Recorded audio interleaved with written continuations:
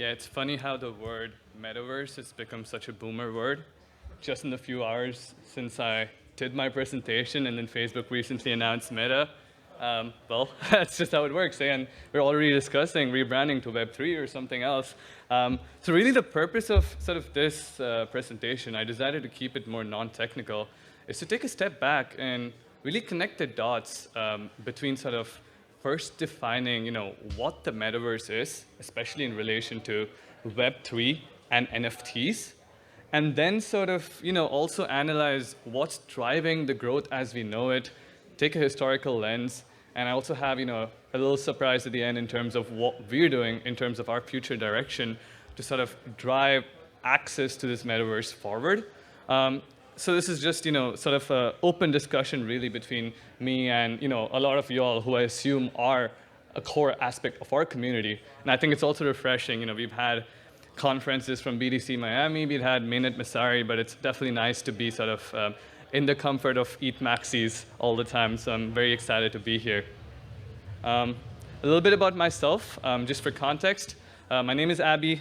I lead product and sort of community at Zerion, and we are sort of one of the earliest DeFi interfaces, sort of established around the time when there was Uniswap, Compound, Maker as the first 2 to 3 DeFi protocols in the space, and we saw the sort of gap for aggregation of portfolio tracking. So there was, taking a step back, the notion that there will be an acceleration of new protocols, similar to how there was an acceleration of websites in the early stages of the internet. So we built sort of the first portfolio tracking software in late 2019 to capitalize on this and let users get an accurate sense of their portfolio, get ROI metrics, et cetera, not just on a web app, but also on an iOS app and an Android app.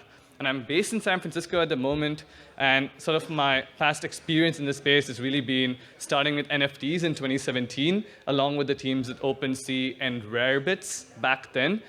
Founded a company called DBay, raised our seed round in Japan, and we were one of the first decentralized NFT aggregators, integrating, CryptoKitties, MLB Crypto Heroes for all the OGs back then, and sort of all the other early NFT marketplaces. So why should you really pay attention? I've seen the space evolve since 2016. Been in Ethereum since the early days, audited ERC 1155 with Vatic from Engine, some of the sort of early combinations of non-fungible and fungible protocols. So I do have, a very personal vested interest in ensuring that we build the metaverse in a very open and sustainable way with the community, unlike maybe what Facebook's doing now, where I definitely think we all would agree that even some sort of emphasis or acknowledgement of building open standards or decentralization would have helped them very much in their PR. Diving straight into it, what Zerion is. For those of you who aren't familiar, we're really sort of this all-in-one platform where you can not only now do tracking, but you also can, invest in DeFi. We aggregate across not just decentralized exchanges like Uniswap or, 1inch or Paraswap, but we also have our own SDK, and we tap into institutional sources like Hashflow. All of that in sort of a very easy-to-use interface across not just your mobile apps, but also an Apple Watch app, an iPad app, as well as a Mac OS native app.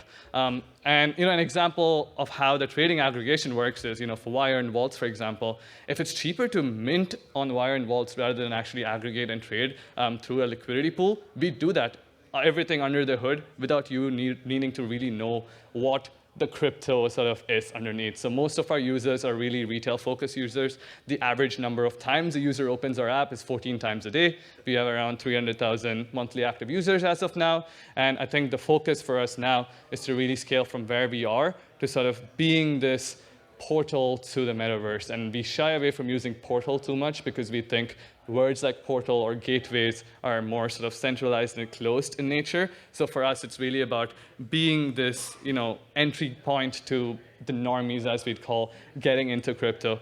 And some of the newer features we have around NFTs, we have, you can, if you own a CryptoPunk, if you own an NFT, only you can set it as an Apple Watch face. So we have some fun features there, really trying to replace, a value prop of Rolex or some of these other luxury watches.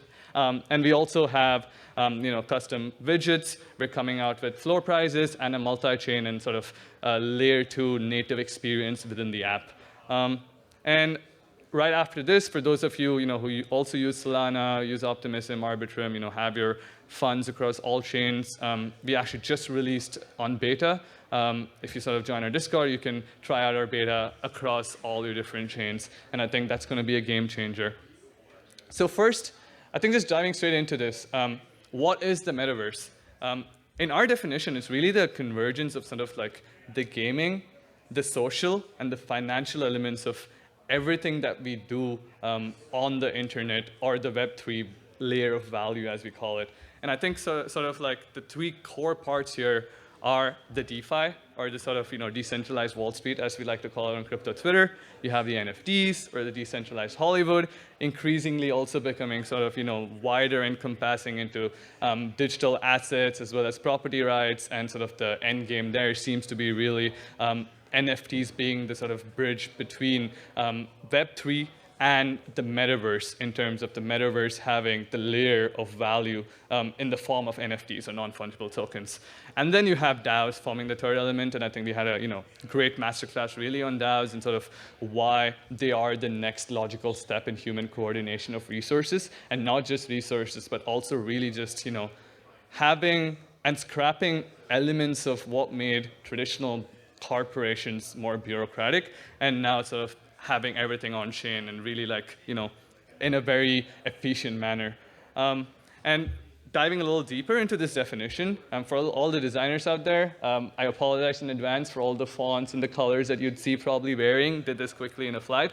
But we see this as, or at least I see this as, the logical decentralized evolution of the internet. And the core tenet here is, the factor that it's decentralized. The definition, as we'd call it, would be, sort of like this future scenario of shared virtual environments really interacting with each other using sort of, blockchain and cryptocurrencies on their layer 0 to layer 2, which I'll expand upon in the next few slides. And currently we have use cases around communication, you have use cases around finance, you have use cases around, virtual reality, live streaming, etc. But for us, we're still, at a user experience stage where, if some of you remember sort of the early SMTP era of emails, or sort of the very early eras of dial-up internet. So there's a lot to be scaled here, and we are very excited to sort of be at the forefront of everything that's going to come from now, really at the early stage of the industry's S-curve.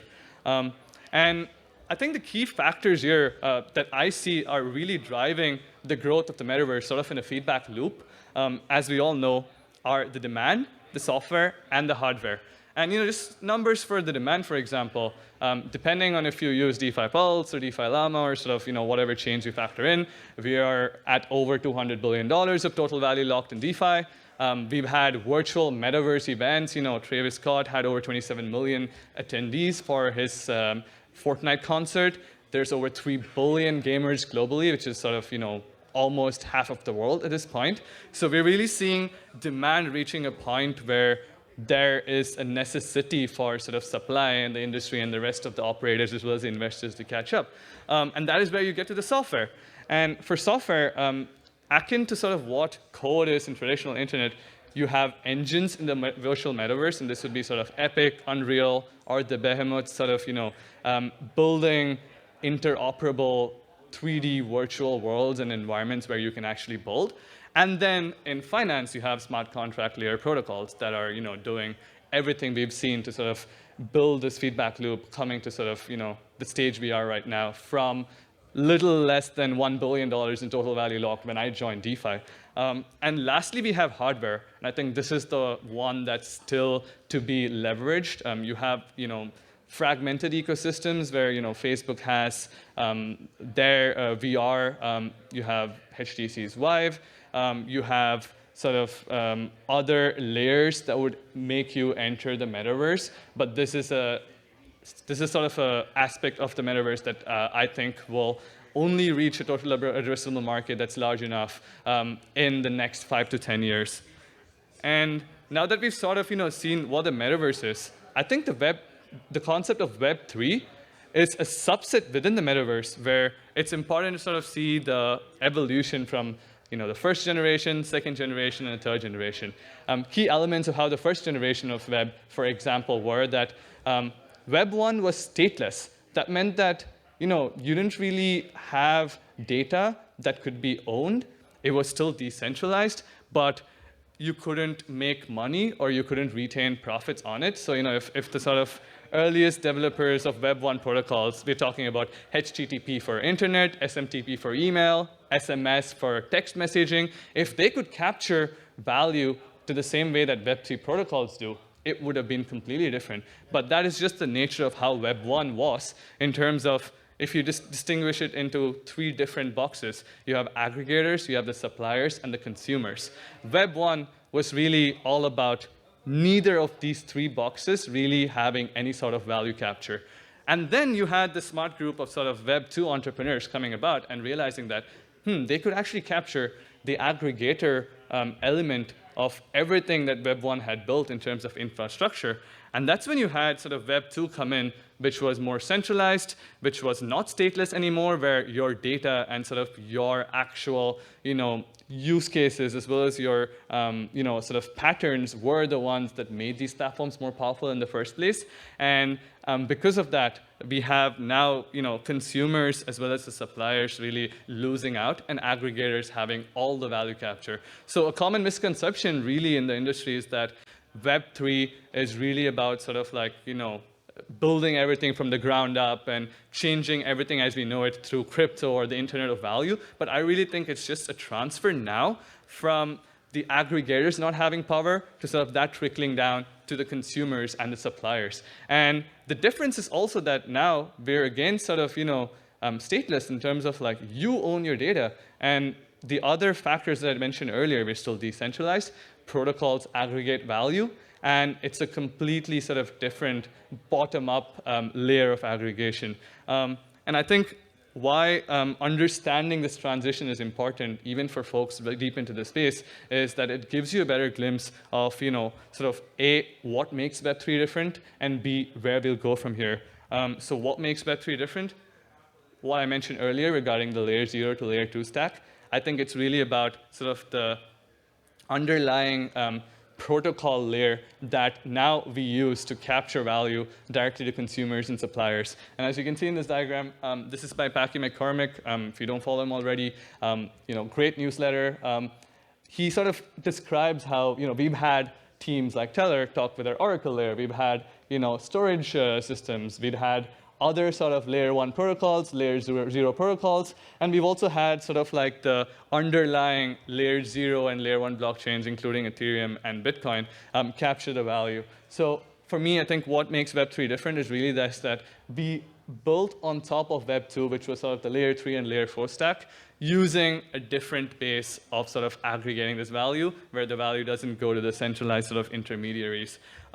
So the key elements, now to reiterate, in terms of what made this Internet of Value the way it is are really the fact that it's open. Anyone can sort of build on top of this. We know that it's composable, just like money Legos, sort of like everything taps into each other. At Zerion, we've seen our API and our SDK sort of being integrated by all major protocols to now make it easier for newer platforms, Argent, Rainbow Wallet, Dharma, et cetera. They all use our API for their pricing, surprisingly, to sort of give you balances and query sort of user balances for certain tokens and liquidity pools you hold. So we're really in an industry where it's a positive sum game and not a zero sum game, which is very unique, and it's sort of a composable nature of DeFi.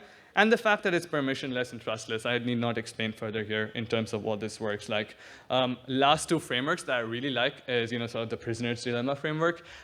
This sort of really states that in a sort of ideal system, 2 rational players, it would be in their best interests to really cooperate with each other. To really, not cooperate with each other, and they'd still sort of always get the worst outcome, even in a perfect scenario. And Ethereum's researcher, lead scientist, Virgil Griffith, he sort of proposed this hypothetical scenario where, now we're getting into the nitty-gritty of game theory. where you have certain scenarios where, say you are in a traditional prisoner's dilemma scenario where even if you assume two players to be rational, they would still defect. This would be a scenario where if you now make these players deposit a certain amount of funds into an Ethereum smart contract, and the sort of payoff matrix is such that them sort of like defecting would actually make them lose their money escrowed into a smart contract. In this case, this would be very unique where they would actually be forced to cooperate. And we're basically seeing iterative games like these played out in the DAO level and the protocol level, and that's what sort of led to this whole anti-fragile ecosystem basically being built in the long run. And I think it's frameworks like this that help us identify why we are sort of so passionate about the space in the first place. And finally, just sort of bridging this all together, I think I like to bring complex systems, sort of Daniel Kahneman style, and coordination mechanisms into this, where the diagram from above, this was when Zerion was established sometime around end of 2018. You only really had prediction markets like Augur, you had Compound, you had Maker, and you had Uniswap. And you really see, this is sort of pre-Metcalfe's law. Metcalfe's law states that the value of a network is really sort of compounds square to the number of nodes it has. And we've seen that in late 2018, and in the bottom, sort of late 2019, in 1 year alone, you have such a proliferation of DeFi protocols, where in 2020 or 2021, I tried to get diagrams like this from Alethio, which was the source, and I couldn't because everything just doesn't fit in a page anymore. I think that is sort of the level to which these coordination systems and mechanisms, just starting from the underlying fact that they're composable and the fact that the game theory of a new smart contract payoff matrix sort of playing in really makes a big difference. So this is sort of Web3 in the context of the metaverse. And the last sort of element that I wanted to sort of preface for context is the NFT machine. And I think we all know this. NFTs, as I mentioned earlier, are really what bridges Web3 to the metaverse. And so far, it's been something that I think even in conventional venture capital, as well as sort of in the broader crypto space, we've failed to capture as a narrative. And we all realize how narratives are what drive the market at the end of the day. And ever since sort of the first NFTs came about in 2017 and 2018, they were all about digitalizing asset ownership or making sort of certain virtual game memorabilia or assets now owned by you. I think there's a lot more to that in terms of this now potentially being the value capture for anything in sort of open virtual metaverses. And now that this is done, this is sort of like, probably got a lot of you confused. There's a lot of terminology being thrown around. I think it's very important now to sort of see, what's missing, or at least from my perspective, now that we have a certain responsibility to build out this metaverse and sort of this Web3 with open standards, what can we, not just at Zerion, but also with the entire community do to sort of push this forward? And, I say NGMI here because, there are aspects where we realize that we are so early to the space that there's such a huge amount of work to be done. And I'll just go around sort of explaining some core tenets of what we can sort of push towards and what we've done, for example. This is a picture from around March of last year. It's actually a screenshot of the same wallet, March of last year, comparing Zerion, MetaMask, Coinbase, Trust Wallet, and Frontier, all of these sort of being different wallets, each with their own value prop. What's interesting is, back then, we were at a point where every wallet was really scrambling to sort of integrate as many assets as possible. I remember, every single integration, when Instadap announced a new proxy or when a new protocol, when sort of Compound really came about with their whole liquidity farming program, every wallet provider had to scramble and use, maybe 20 hours of their backend devs resources trying to integrate an SDK adapter and get them tracked. And for us, we realized very early on that this was going to be a huge problem that we can't really try to build a competitive moat around. So we introduced our DeFi SDK, and we eventually are at a point now where you would reasonably expect most of these wallets to show you the same balance, with the exception of maybe liquidity pools, some staked assets, some newer sort of small cap tokens that have just launched on Uniswap, etc. So for us, we realized that for the space to move forward, in terms of wallets, in terms of providing a good user experiences, there should really be standards or sort of like, proliferation of APIs. And this is what we foresaw back then. And now you definitely across every chain, have different sets of sort of data to tap into, but this was one of our biggest challenges building in the space. And I think going forward, once we move from sort of the Web3 towards the metaverse, where now you have 3D assets in multiple virtual metaverses trying to interact with each other, and that's really the omniverse, there will be the same challenge coming about. And that's why we're sort of very bullish on platforms, engines. There's NVIDIA's sort of Omniverse engine. There's a bunch of other platforms as well. I'm really trying to solve this problem in advance, and I think this is always going to be there in any early stage of an industry. Then we have sort of, very simply put, poor user experience. I think for this, we are still very, very guilty as an industry of, not really sort of abstracting away the crypto or the blockchain as much as possible. Be it for gas fees, be it for portraying sort of how the retail-focused users can actually use platforms to their maximum. I think for me, one of my biggest realizations, I lived in Argentina for most of last year. I saw people, taxi drivers, policemen, et cetera, using platforms like Zerion, DAI, et cetera, to really store all their life savings. And that was, in the good old times when gas costs were below 5 or 10 Gwei. It was super convenient to sort of like really just like have their own self-sustaining economy just because the Argentine peso was hyperinflating, 5 to 10% every month. And I think for us, really, the goal now is to, we're seeing a multi-chain and multi sort of protocol universe where you'd eventually have Ethereum be sort of the Manhattan of the block space, and you'd have a ton of other layer 2s and sidechains building around it to scale.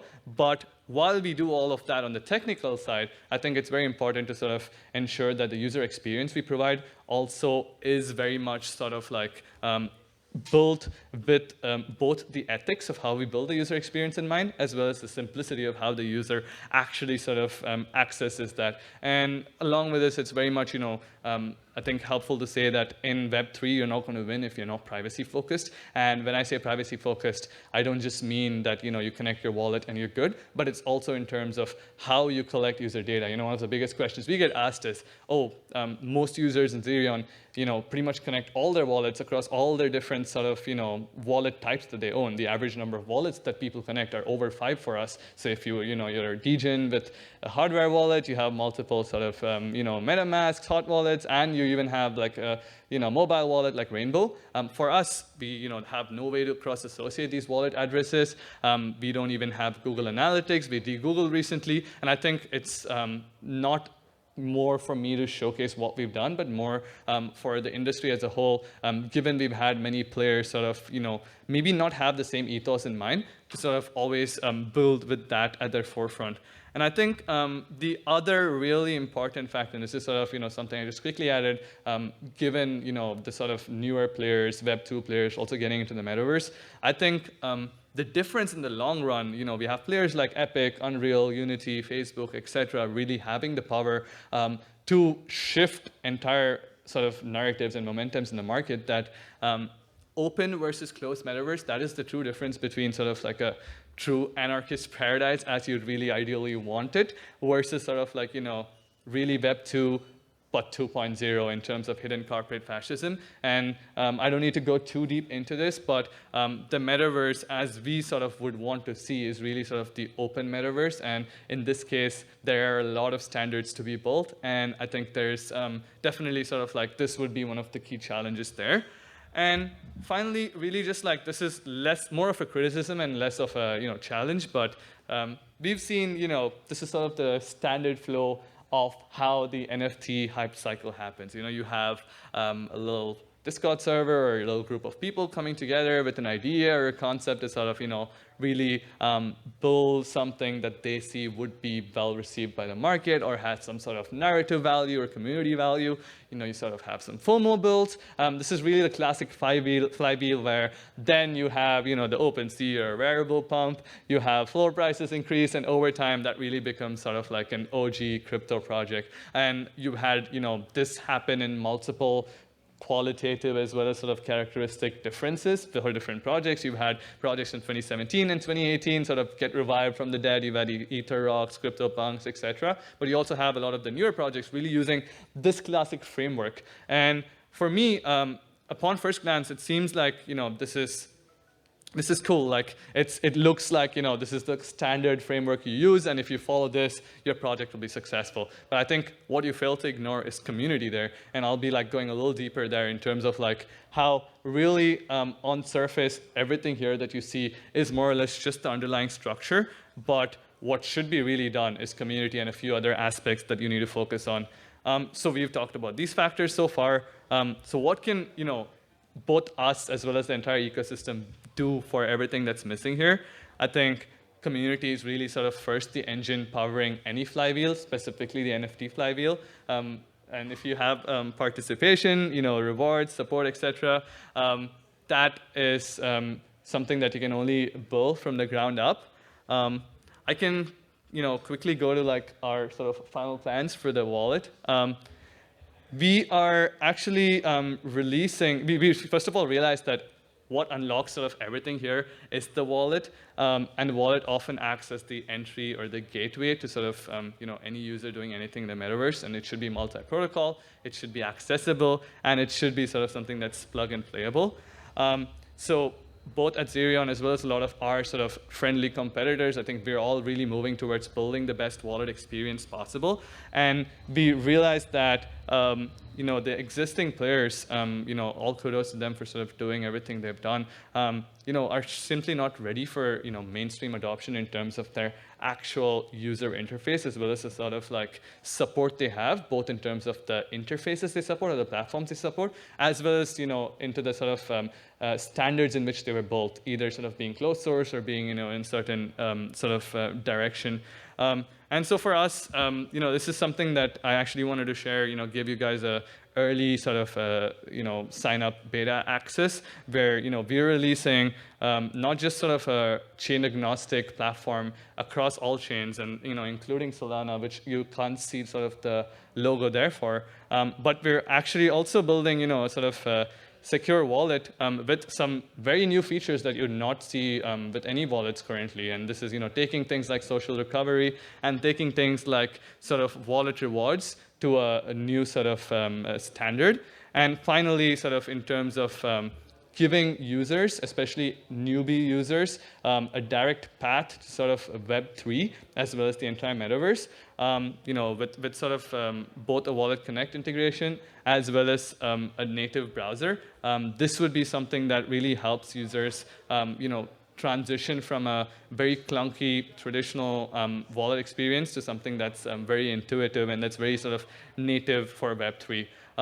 So that is sort of pretty much what I wanted to share. We definitely have some more thoughts on where we see the industry going, both in terms of AI, the sort of Web3 space, as well as DAOs. But really wrapping everything up, if you guys want to get an early access to the wallet waitlist, I'd suggest you sort of check out the link, go.zerion.io/ethportland, and just sign up. We'll have this sort of released very soon, and we already have our beta released for the multi-chain sort of wallet support. And I mean, just concluding on what's something that Vitalik said earlier, for him really the main inspiration, I think one of the main inspirations between him really building Ethereum was the fact that he used to play World of Warcraft when he was a kid, and one day he had sort of like a couple of his in-game characters taken away, and he was really sad all day. And that's when he realized how building without an open standard and sort of these centralized game platforms really had so much power. So I think for us, going forward, it is in the ethos of